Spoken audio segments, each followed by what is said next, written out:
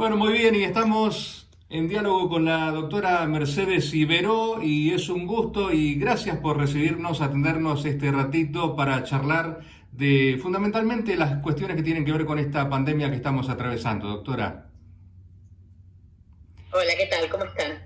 Muy bien, bueno, en principio la pregunta obligada es ¿cuánto de este virus sabemos y cuánto no? Porque normalmente se van dando como cuestiones que modifican las anteriores. Cada vez, por ejemplo, en lo que hace a los síntomas se le agregan, inicialmente era todo lo que tenía que ver con respiratorio, luego fue pérdida de gusto y olfato, luego fue también la parte de erupciones, la parte de movilidad.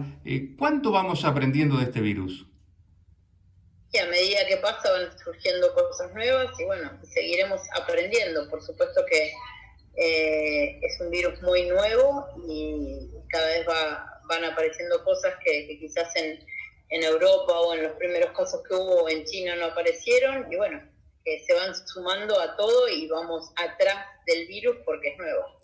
¿Sorprende esto de que en Europa se ha detectado de que ahora en esta segunda oleada afecte más a los jóvenes de 20, 30, 40 años? No, no sorprende, pero aparte nosotros también estamos teniendo muchos jóvenes, si siendo la primera oleada, muchos jóvenes. Primero una cosa es, a la afección afecta a todas las edades, no es que no afectaba. Claro. Nosotros hemos tenido hasta bebés positivos. Afectados hay de todas las edades. El tema es que no haya casos graves, que no eran factores de riesgo. Y nosotros tenemos hoy muchos más jóvenes de lo que teníamos antes, que terminan en terapia. Por supuesto que todos tienen factores de riesgo, ¿no? Pero quizás antes no lo veíamos tanto. En cuanto a esto que hablábamos de las oleadas, porque inicialmente siempre se habló en medios nacionales de esperar el pico, ¿no? De la pandemia, como algo que sucedía y luego bajaba. Pero Jacobasi, por ejemplo, ha tenido subidas, bajadas, y en otros lugares de la provincia también. Me parece que esto del pico es como que quedó desactualizado, ¿o no? Lo que pasa es que cuando se habla del pico general, hoy estamos todo el país subiendo de casos. Nosotros en nuestra provincia tenemos que ir viendo diferentes lugares. En el número general estamos en un número alto, quizás más alto, pero estamos como en un número un poco más alto como provincia, pero hay ciudades donde están bajando un montón y otras ciudades que están aumentando los casos. Con respecto a las medidas que se prevén en cuanto a la llegada de aviones con vuelos internacionales próximamente, a partir de septiembre, y los vehículos de larga distancia, los micros, en octubre, y Río Negro que tiene estos lugares turísticos como las grutas, como Bariloche, digo, ¿esto dispara algún protocolo especial, enciende señales de alerta? La verdad es que nosotros tenemos que aprender a convivir con el virus. Hasta que aparezca la vacuna, me parece que, excepto que estemos colapsados por el sistema sanitario, nosotros tenemos que convivir, porque la verdad es que la parte económica y nuestra provincia tiene mucho turismo. Entonces los protocolos están escritos desde hace un montón de tiempo para los colectivos que se usaron cuando se traían personas de nuestra provincia, que volvían a nuestra provincia, el alejamiento de cómo estaban sentados, de cómo se lavan las manos, de un montón de cosas, están los protocolos y creo que no hay que cerrar esas actividades. ¿Le preocupa a usted principalmente, usted tiene hijos adolescentes, le preocupa la cuestión psicológica por la que atraviesan los chicos, los adultos mayores, digo como estos dos extremos que son los más vulnerables tal vez a esta cuestión? Por supuesto que me preocupa y por eso creo que cada uno cuando se toman las decisiones no es solamente la salud y el COVID, sino que se tiene que tomar en cuenta lo económico, lo social y sobre todo lo psicológico. Entonces son decisiones que no pasan solamente. Si uno pensara solamente en el COVID, todos guardados hasta que termine la pandemia o hasta que aparezca la vacuna, que ahí se terminaría y pueden pasar muchísimos meses. Nosotros tenemos que aprender a convivir con el coronavirus sabiendo sabiendo que es el distanciamiento, el lavado de manos, todas esas cosas tenemos que aprender a hacerlo. Y ir aumentando las actividades para que eso nos sirva, la verdad, para no influir en lo psicológico. Ni los adolescentes hoy tienen que aprender que si ellos manejan la distancia social, se lavan las manos, no se abrazan, no se dan besos y no comparten un mate, no van a transmitir. Entonces sí, quizás los que más van a tener que esperar un poco más son los adultos mayores, porque son los de mayor riesgo. Entonces a ellos específicamente es a quienes tenemos que apoyar y pedir que sigan cuidando y cuidar nosotros mucho más. ¿Piensa que cuando llegue la vacuna va a ser del tipo de las vacunas contra la gripe, es decir, de renovación anual por mutación de virus, o bastará con alguna dosis para un largo periodo de tiempo? Dificilísimo saberlo si todavía estamos estudiando el virus. Dificilísimo, eso es hacer futurología y no lo sé. En estos últimos días en donde en Buenos Aires sobre todo se ha puesto nuevamente en marcha actividades como el fútbol, allí se ha comenzado a hablar de algo que la biblioteca no registraba, como son los falsos positivos en los análisis, en los hisopados. ¿Se sigue manteniendo esto de que no existen los falsos positivos? No, quizás una cosa son los falsos positivos en los test rápidos. El falso positivo en un hisopado es imposible porque estamos buscando un gen. Entonces la verdad que el positivo es porque hay un gen que lo encontramos. A veces puede pasar que haya algún error en la tirada porque se analizan 40 muestras o 50 muestras juntas, una que haya dado positivo y se haya contaminado el resto, pero en general la gente que trabaja en los laboratorios son tan profesionales que al ver todos positivos vuelven a estudiarlo para ver si realmente no fue una contaminación de la muestra. Pero el falso positivo sí hay muchos en los test rápidos. Hay un tema que preocupa y mucho, creo, en la comunidad científica, que sobre todo con el auge de las redes sociales y la penetración que tienen las redes sociales en la sociedad, preocupan las falsas noticias, las fake news, todo esto, por ejemplo, por poner solo un caso, esto que se generó con el dióxido de cloro, que llevó a la muerte a un par de personas. ¿Cómo lo manejan ustedes? ¿Cómo piensan que se puede manejar? Inclusive, ¿cómo se puede desde los medios ayudar para esto? A mí me preocupa mucho más cuando la gente se deja llevar por noticias catastróficas como colapsó el sistema de salud de la provincia de Río Negro, está lleno de muertes, cada vez somos la peor provincia. Esas cosas me preocupan mucho más, porque la verdad es que por eso siempre pido que escuchen a los medios oficiales, donde explicamos, ninguno de nosotros, yo soy mamá y como vos decías soy madre adolescente y soy una ciudadana más, con lo cual no me interesaría ni tapar casos, ni no investigar si hay, la verdad es que entonces nuestra letalidad está dentro del rango esperado. Nosotros los casos somos una provincia que siempre estuvo abierta, entonces por eso tenemos los casos que tenemos y porque los vamos a buscar y los hisopamos y los informamos, que yo puedo decir todo eso de mi provincia y no puedo compararme con las demás para saber si se hace igual que nosotros. Entonces a mí me preocupa mucho más todo eso. Leí una noticia ayer donde decían que nosotros habíamos empezado con la internación domiciliaria porque estaban colapsados nuestro sistema de salud, y Neuquén hace la internación domiciliaria desde que empezó la pandemia y nadie lo dijo que era porque estaba colapsado el sistema de salud, porque no es así. Entonces la verdad esas son las noticias que realmente me preocupan mucho más. Las otras que vos me decís, la verdad es que yo no sé ni siquiera las autopsias qué resultado dieron, cuál fue, es engancharnos con algo que realmente no me cambia en el tratamiento de la pandemia y que habrá quienes tengan que definirlo y estudiarlo. En esta trayectoria que usted ha tenido, doctora, como médica cirujana al frente de un centro de salud y ahora incluso en el ministerio, le ha permitido atravesar todos los estamentos del sistema de salud y conocer profundamente esto. ¿Está preparada la gente, sobre todo el recurso humano, para recibir este tipo de pandemias, para enfrentarlos?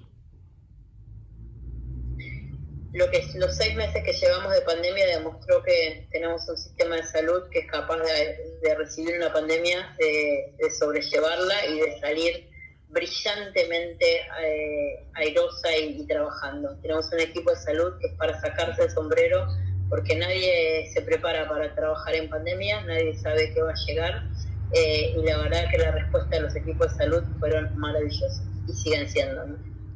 Seguramente hay una estadística que no se lleva, pero que al escucharla a usted en los informes diarios uno puede deducir que hay mucho de esto en los contagios.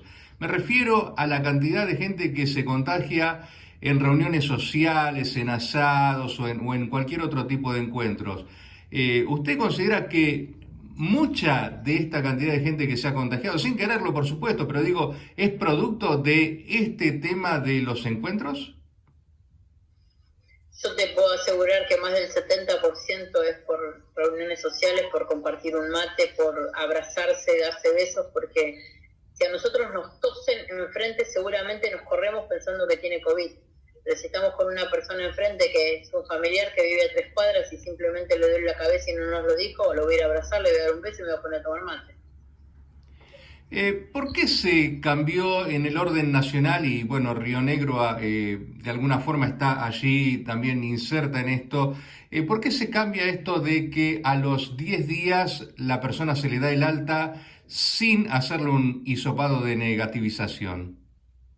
Porque los estudios que hicieron los expertos demuestran que después de los 10 días la persona, por más que fuese positiva, ya no contagia. Entonces, por eso definió Nación y nosotros adherimos a que, como no contagia, puede estar dado de alta más allá de que la PCR le diera positiva. Uh-huh. Y esto no ofrece ningún tipo de riesgo para el resto de la población, o sea, termina a los 10 días seguro, termina la posibilidad de contagio. Es más, se cree que la persona podría contagiar hasta el 7º día, se dejan 3 días de más y la persona si sigue, esto es para la persona que tuvo nada de síntomas o síntomas muy leves, son los que se creen que tienen una carga viral muy baja. Las personas que estuvieron en respirador y todas esas cosas es totalmente distinto, no es que a los 10 días se van, ¿no? Pero el que estuvo totalmente asintomático, con pocos síntomas, a los 10 días ya no contagia. ¿Es posible que ante la poca cantidad de personas que se ofrecen para donar su plasma o las que pueden ser aptas para ello, se recurra también a los test serológicos para saber si han estado algunos sin síntomas infectados y puedan donar plasma?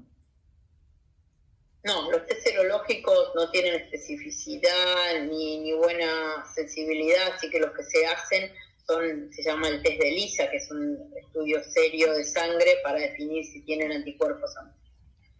Y en ese caso sí podría, aún no habiendo tenido síntomas, aún no habiendo sido registrado como positivo, acceder a donar plasma.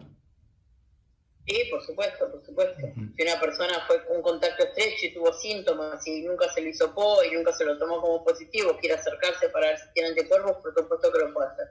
En estos momentos no hay ningún lineamiento específico y único, ¿no?, para el tratamiento de este coronavirus, ¿verdad? ¿Hay múltiples según las afecciones de las personas? No hay tratamiento, no hay nada que demuestre que sea el tratamiento eficaz para el coronavirus. ¿Se están desarrollando, se están investigando? Digo, uno conoce que hay más de 150 vacunas en estudios, pero se conoce poco de los medicamentos. Se habla por ahí de la ivermectina, o se ha hablado de otros. Se van probando medicamentos, se van estudiando, se van descartando, pero no hay ninguno hasta ahora que haya sido la cura, el tratamiento. ¿Usted cree que cuando la vacuna, cualquiera de las vacunas, comience a ser producida, puede llegar rápidamente a la población? Y en este caso, ¿hay alguna forma de seleccionar, decir esta vacuna es mejor que la otra? No, por supuesto que nosotros vamos a trabajar dependiendo de lo que la indicación del Ministerio de Salud de Nación, porque siempre trabajamos con toda la vacunación respondiendo al Ministerio de Salud de Nación, así que la verdad es que la que ellos indiquen. Ahora, en cuanto a este tiempo de aquí hasta que llegue esa vacuna tan ansiada, Nosotros vamos a tener que seguir con estos cuidados que usted decía, pero no obstante, abriendo las actividades que también pueden hacernos esperar un aumento de casos. Pero el aumento de casos va a dar si nosotros no entendemos Uh-huh. que con el aislamiento se deja la replicación. Si yo estoy aislado del otro 2 metros, uso el tapaboca, me lavo las manos, uso el alcohol en gel, no comparto un mate, no me abrazo, no me doy beso, no me voy a contagiar por más que esté cercano a un positivo. Bien, doctora, por último le digo, en todo este espectro en el cual estamos hoy parados en Río Negro, ¿cuáles son los puntos que más le preocupan? Digo, en cuanto a puntos geográficos y en cuanto a puntos de conducta de la sociedad. No, hoy está creciendo, bueno, mucho quizás en la zona atlántica, no porque me preocupe, porque estamos muy lejos del colapso, así que no del sistema sanitario, pero qué sé yo, Regina, Allen, todos esos están creciendo, y sí ya se amesetó General Roca, Jacobasi está totalmente disminuido, creo que van a quedar 7 u 8 pacientes activos, Bariloche está mesetado, Cipolletti está creciendo mucho porque tiene a Neuquén al lado, así que bueno, eso es como a grandes rasgos de toda la provincia.